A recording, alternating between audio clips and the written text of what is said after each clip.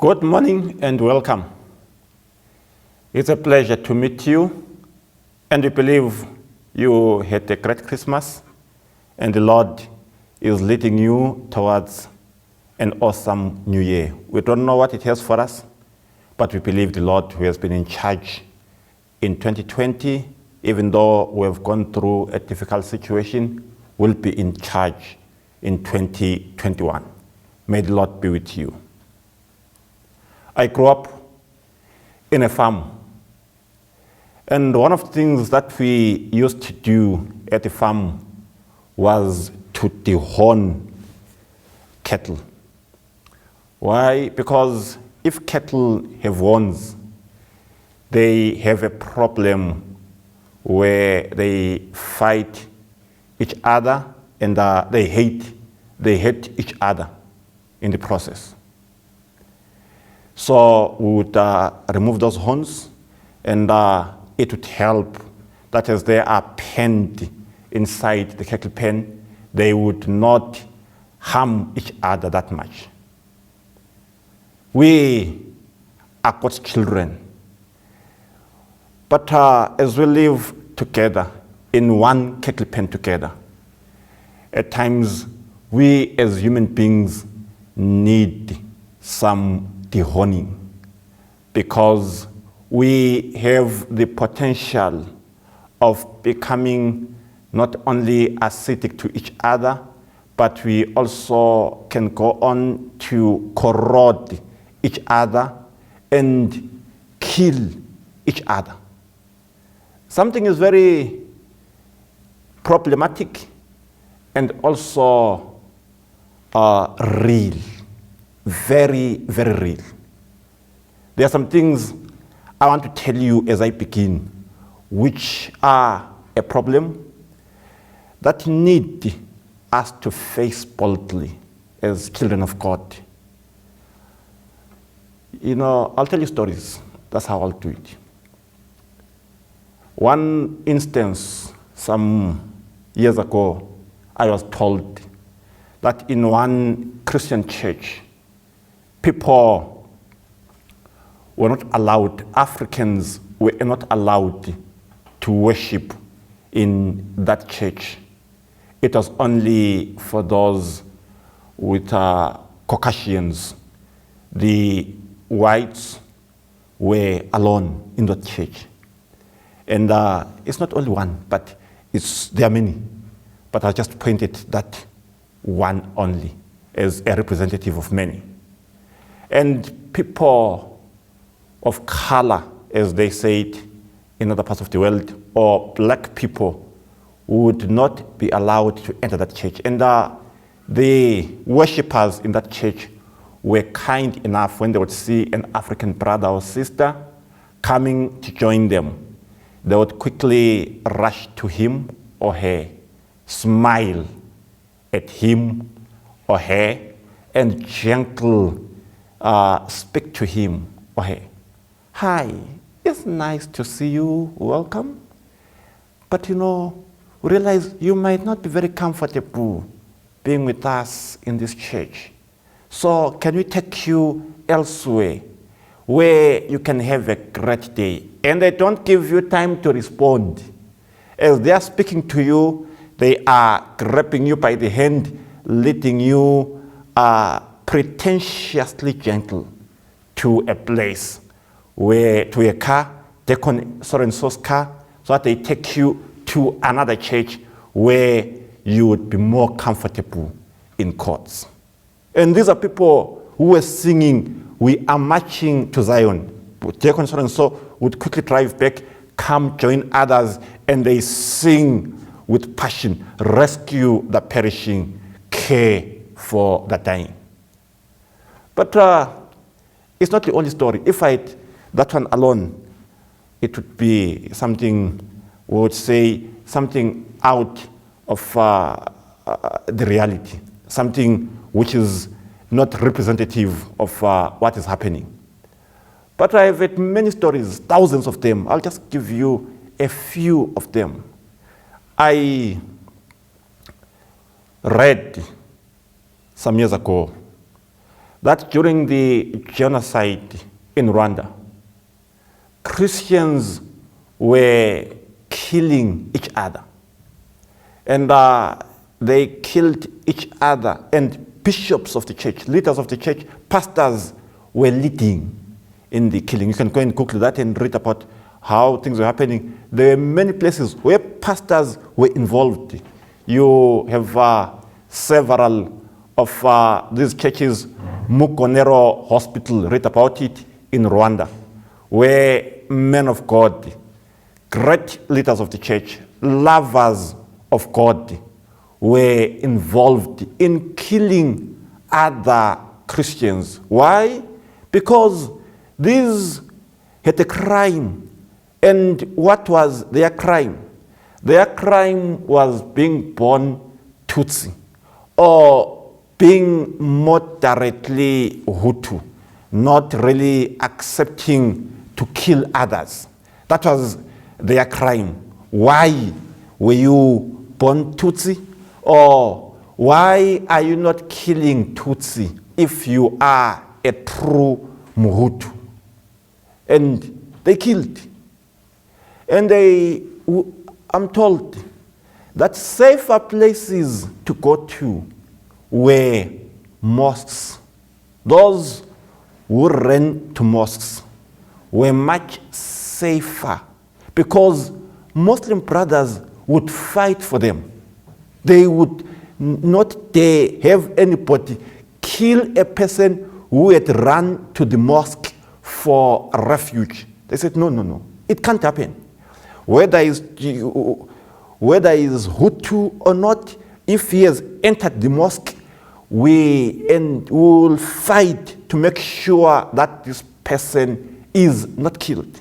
And those who ran to homes of Muslims to hide there, Muslims would not give up. That's what we are told. Not all of them, but generally Muslims were much more gentle with those who have been killed. They said, no, it cannot be.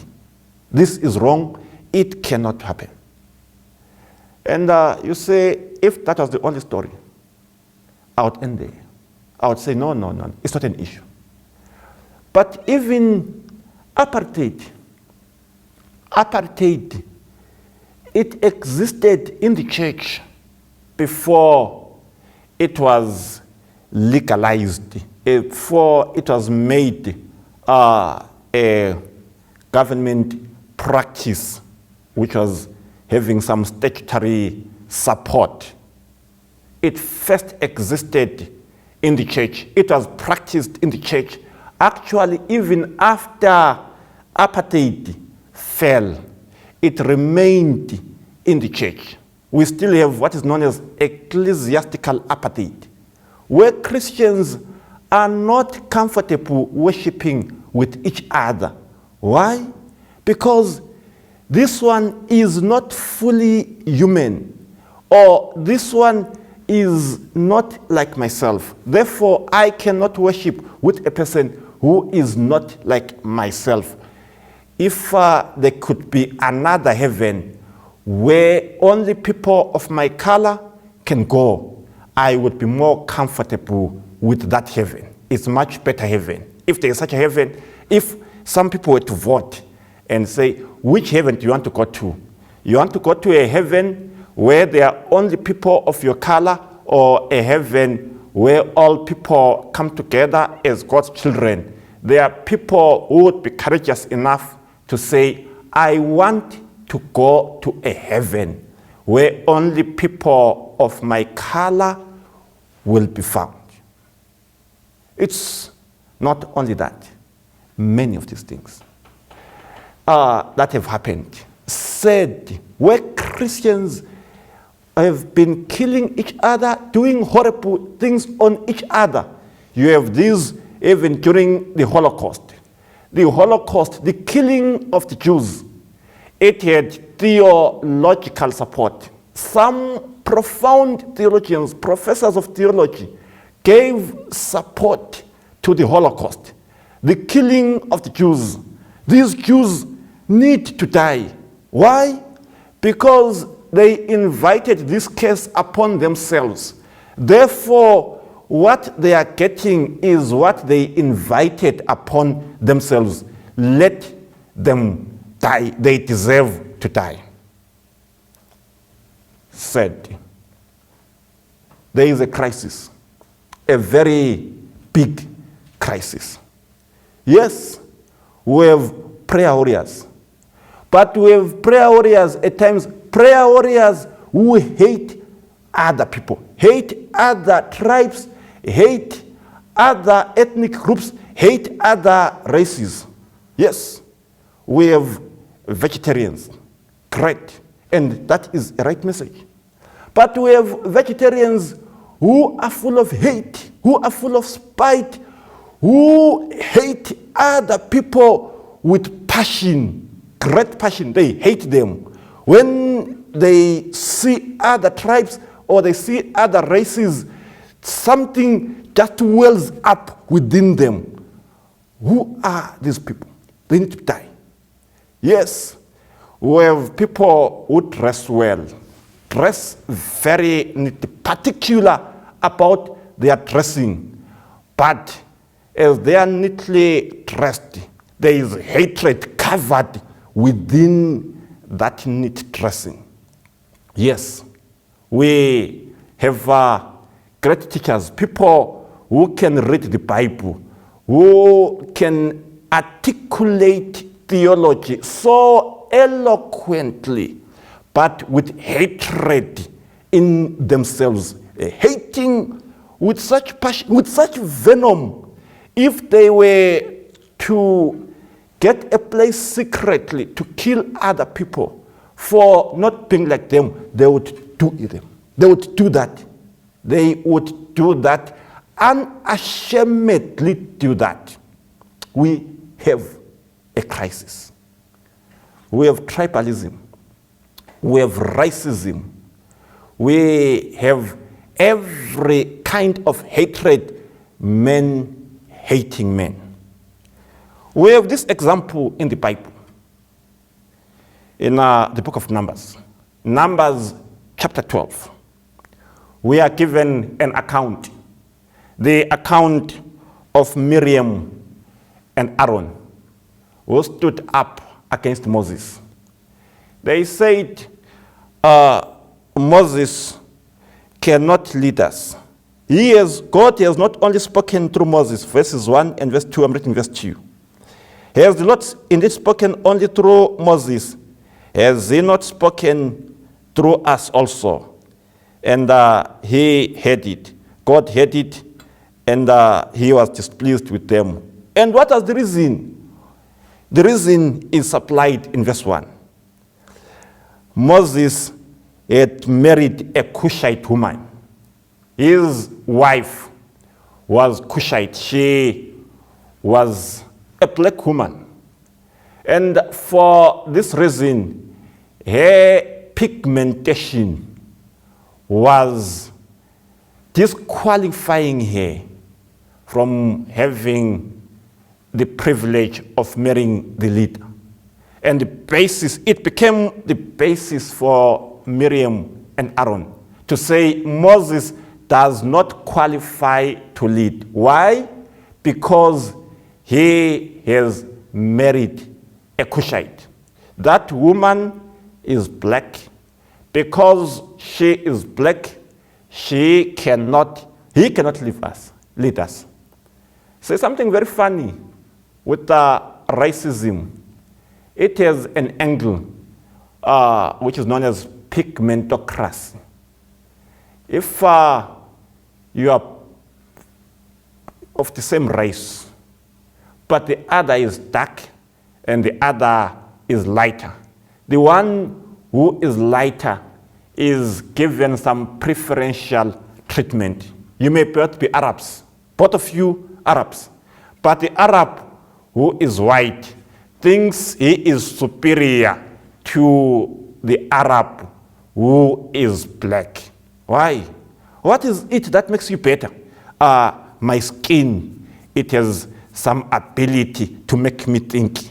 Because this skin is light, it has an effect on the brain. It makes me think better because it's lighter. It has some whatever chemical it might be having that makes my brain to think better. Astounding folly. Astounding folly. But it's rife, it's found among people. And they live with it, they accept it. Such phenomenal folly. But is there among human beings? He is not of my color.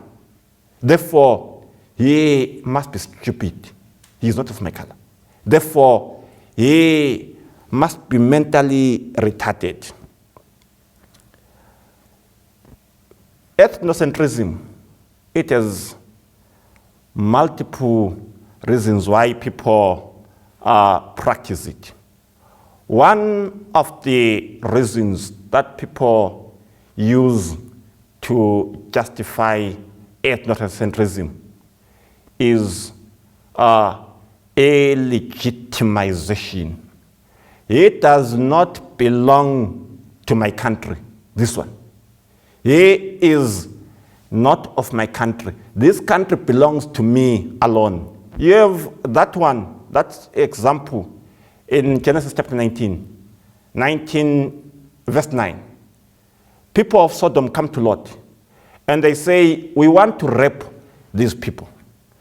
Lot says, no, this should not happen. It can't happen. These are guests at my home. They have come to visit me. How can I allow such a thing to happen? They say, hey, stand off, get out of the way. We invited you, we allowed you to come as a sojourner among us. How can you be a ruler among us? Allow us to commit our evil.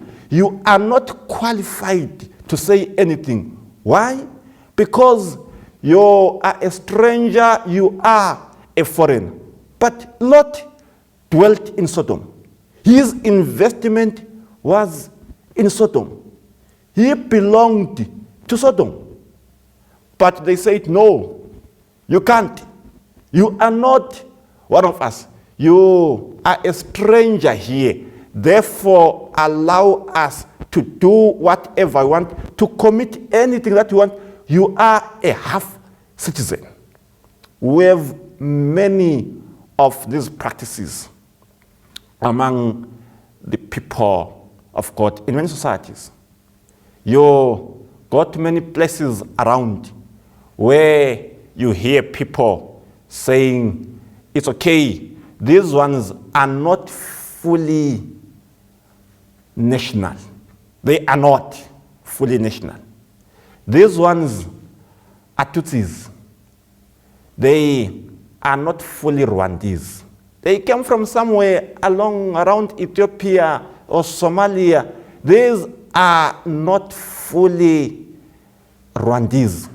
Therefore, it's okay to kill them. It's okay.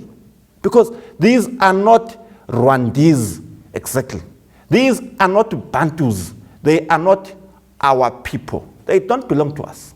So if you kill them, you push them away, it's okay, it's fine. Just drive them out, kill them in their numbers because they are illegitimately in Rwanda.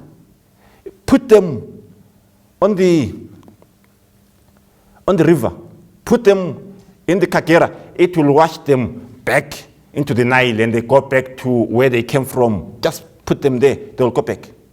Yeah, they don't go back alive, they will go back dead. But they will go back. It's okay. They are illegitimate. They are not one of us. We have many of these. You have the Nilotes in Kenya, where you would have Christians justifying it. That no, this one is a Luo, because he or she is a Luo. She is not fully Kenyan. Kenya is for the Bantu. These ones, they are invaders. They come from Sudan, somewhere there. I don't know exactly where, but they don't belong to Kenya. They're not Kenyans. And you would have even Christians finding support for that. That no, when God was creating the world, he drew boundaries. He drew these boundaries.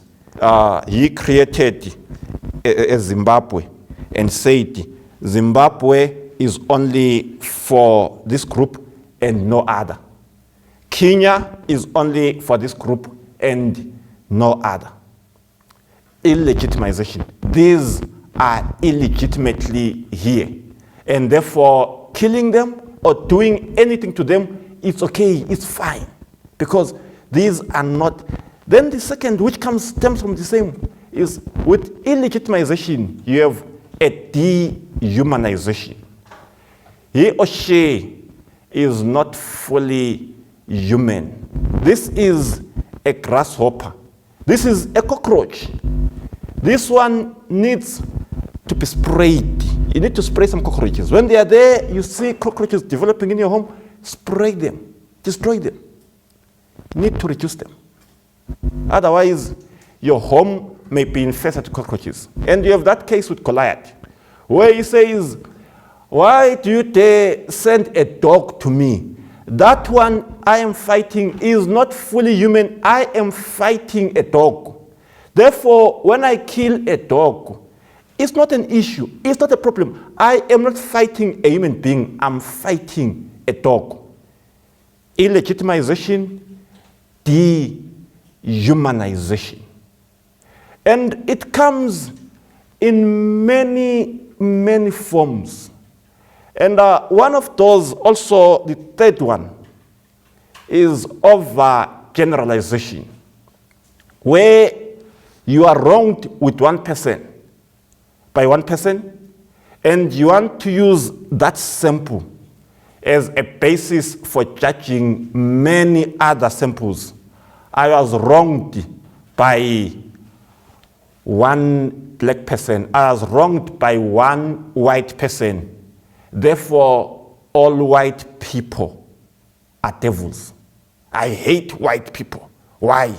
Because one white person or two white people or whatever number of white people did this to black people. Therefore, I'll do this to every white person.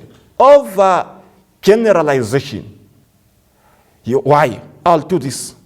Because I saw one people who is not of my tribe doing this to me. So all of them are like this. You meet one Shona speaking person. You know, let me tell you a story. Yeah, let me tell you a story. In one place, I met a brother. He says, and there was a brother who had been working for one place, very nice man of God. And he was doing a good job from my own judgment. He was doing a very, very good job. He was Shona by ethnicity, and being Shona, working very hard to develop where he was working. Then I was speaking to another brother who was Ndebele. This brother was, Shona speaking, doing a very good job, was in trouble. There were some allegations of fraud and everything, but I believed, and I still believe today, that the brother was innocent. I still believe, that's what I believe. He may not have been innocent, but I believe firmly that man was innocent. So I'm speaking to a fellow believer who have the same faith with this other one. Say to him, but what are they doing to this brother? Hey, let's pray for him. Says, Fundis, when I was a machine. No, man, they cannot do this. No. Fundis. Wale bonangapi ishona elengantshontshio. Where did you see a Shona person who does not steal? Say, overgeneralization. You use one Shona person as a sample for every Shona people. Yeah, he is Shona. Therefore, he or she is a thief. Shona equals thief. This is the mindset of ethnocentrism, overgeneralization. Use one person as a sample for many. That there are many Shona speaking people who never steal, who hate theft. Tell you another one where somebody was speaking of Pakwerekwere, that no, Zimbabweans, their armpits are smelling. Their armpits smell. Yeah, Pakwerekwere, they have smelling armpits. And speaking, that's a believer about them. That's the problem we have with Zimbabwean brothers, man. When they open up their armpits, oh, what comes out of the auto which you encounter, my friend, it will blow you. It will just blow you. How many Zimbabweans have you met? There is roll-on in shops in Zimbabwe, sold.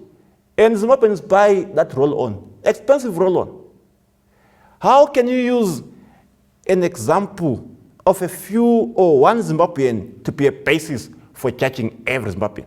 Over generalization. If it was not that only, but it manifests itself in several forms. Let me, because of time, tell you how it manifests itself. Number one, it manifests tribalism, racism. It manifests itself in lack of empathy, failing to hear or to feel what another person is feeling. Lack of empathy. One Ndebele brother tells me that he went to his church pastor at the height of Kukurahundi. Very horrible incident, not incident, but a horrible phase in Zimbabwe. Very horrible phase, sad, unjustifiable, and despicable. So the brother was Ndebele speaking, and Ndebele by ethnicity. He goes to his church pastor. He had lost his relatives in his home area. So he goes to his pastor. The pastor was of the Shona ethnic group. But the brother, being in pain, that his relatives are dead, and he cannot go and bury them. Actually, they already buried. Whether buried formally or buried by wild animals, whatever, but they were already buried. So he goes to his church pastor, say, let me find a listening ear, somebody who can listen to me, understand my pain, what I'm going through, I'm hurting. Let me go to my pastor. My pastor might hear me, he should hear me, and I can go to him safely without him reporting me that I am related to those people who have been killed. So he says, I went there. It was somebody was telling me this. He says, I went there, and I told my pastor, Pastor, I've lost my relatives. I'm in pain. My relatives have been killed. I've just been told that so-and-so letters have come. So-and-so was killed last week. So-and-so was killed. And it's overwhelming me, Pastor. I'm hurting. Here's the pastor smiled with such a triumphal smile. And he says, you spoke to me in Ndebele as well. He spoke back to me in Ndebele. Yewena. Yila baba zama ukuhlamukela uhulumende. Is these ones, these dissidents, they will die. Let me just tell you, they will be killed. Akudlala ndoda, uyabulawa. And libatshele khonale ukuthi bengafekethi bazaphela du ngiyakutshela somfowethu baphela. This is a pastor. telling a fellow church member that with what is happening, more are yet to die. He says, Pastor, I had no power to be angry. I was just defeated. I was just defeated. I had nowhere to go. Those days, cell phones were not yet there, where you could just get on WhatsApp and speak to somebody who would just understand. Says, I was just defeated. Sat there. Even my pastor has abandoned me. Lack of empathy. And this lack of empathy, it goes together with unqualified sadism, where when something wrong is happening to a person who is not of your race or not of your tribe, there is some joy. You derive some joy from speaking about such things or hearing such things. I had somebody, there was a very sad accident some years ago. They followed each other, actually. There was one accident by Kukurakurerwa, 1989, I think, where 34 people died. Then later on, the same year, there was another accident in Zimbabwe. It was in Chivake Bridge on the way to Mtoko, around Murewa, I think. And it killed about 89 people who died. I should be, 78. And later on, about 80 or so who died from that accident. Then after that one, these were some of the worst accidents in Zimbabwe. Then it should be 1990 or 91. There was another one for school children from Regina Cherry who were around Manicaland. And about 93 of them, very, very sad, very, very sad, where people lose relatives unexpectedly. They've just died. Then somebody was commenting, and the person was saying, no, those accidents, God is revenging what was done in Kukuraundi. God is revenging.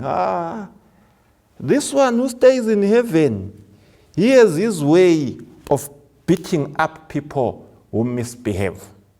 Yeah, and God won't stop until he has taken vengeance of all the people who died, who were killed by those people. Yeah. There is no connection. An accident which happens in Mutare, and let's understand each other. Evil is evil. And God will revenge in his own way. He will take vengeance. It's his business. But it's not our business to celebrate the pain of other people. It's not our business. In fact, if we're human, we have to empathize, understand the pain that other people are going through. Not to say, it's okay, it's fine. As long as it is happening to a Shona, it's okay, it's fine, it's a pleasure for it to happen. It's happening to people who killed. Actually, it's coming from overgeneralization. It's okay. That is wrong. Understand the pain of another. I read one book.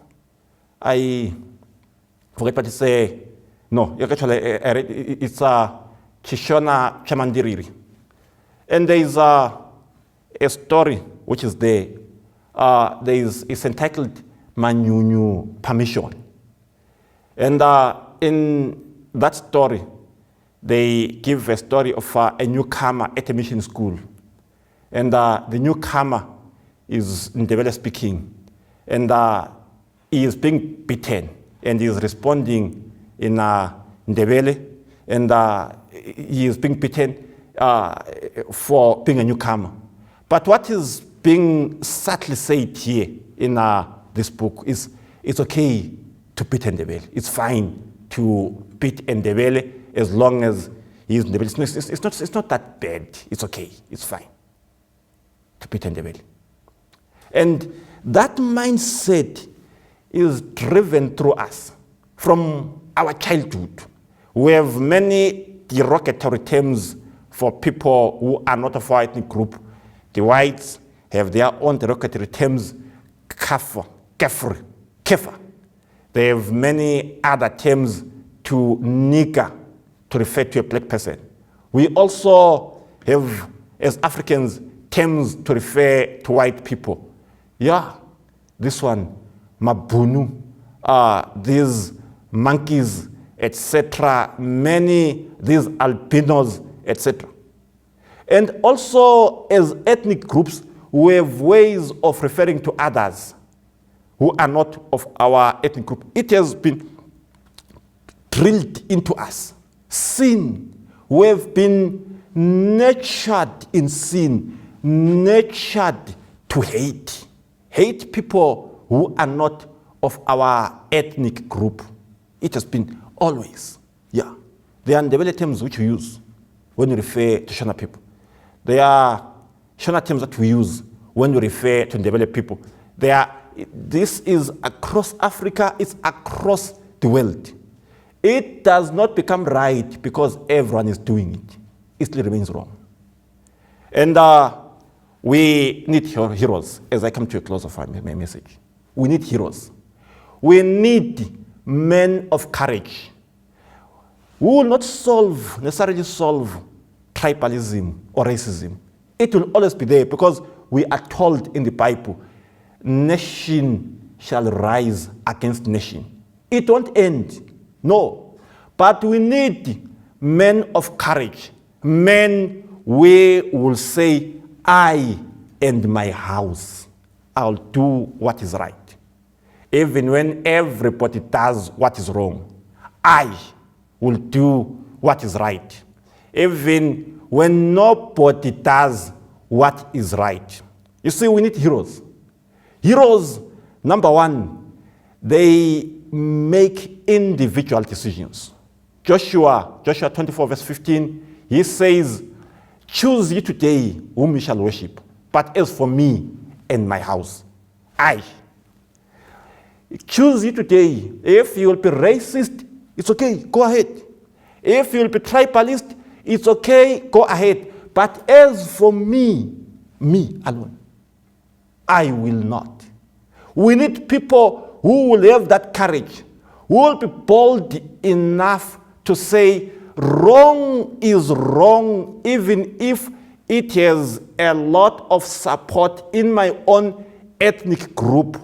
You see, the crisis of the Holocaust is not that there were too few Jews who were willing to stand up, but it's because there were fewer Germans who were willing to stand up against it.